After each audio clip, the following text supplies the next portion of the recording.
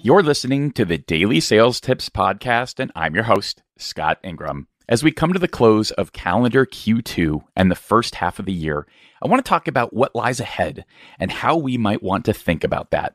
New Year's is one of my absolute most favorite times of year. I love that feeling of a fresh start, of looking out at the full year ahead and knowing that the possibilities are limitless. I'm not sure I've ever looked at the start of the second half of the year in the same way, but this year that seems really, really appropriate.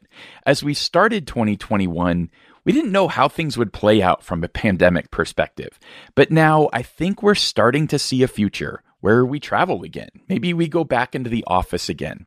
One thing's for certain. We're not going back to the way things were at the start of 2020. We're going forward into a new future that's going to be different. And I think it's going to be different in some great ways. And now we have an opportunity to look towards that future, whether it's just the second half of the year or the next couple of years, and think about what we want for ourselves. Do the goals we set for ourselves at the beginning of the year still make sense? Do we have the same aspirations? Maybe they're bigger. Maybe even more is possible.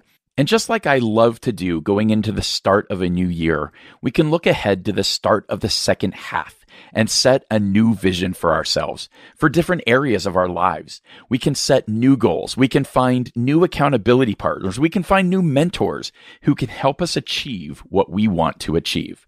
I want to challenge you, and really challenge myself, to take some time before July 1st to think about what this next chapter should look like for you. Yesterday on the Sales Success Stories podcast, I released a bonus episode featuring the closing presentation from last year's Sales Success Summit from Leela Mozafarian on writing your next chapter. I think it might have just the right message to inspire you to look up, to look ahead, to consider your why, and to plan for greatness. I'll have a link to that episode for you at DailySales.Tips/886.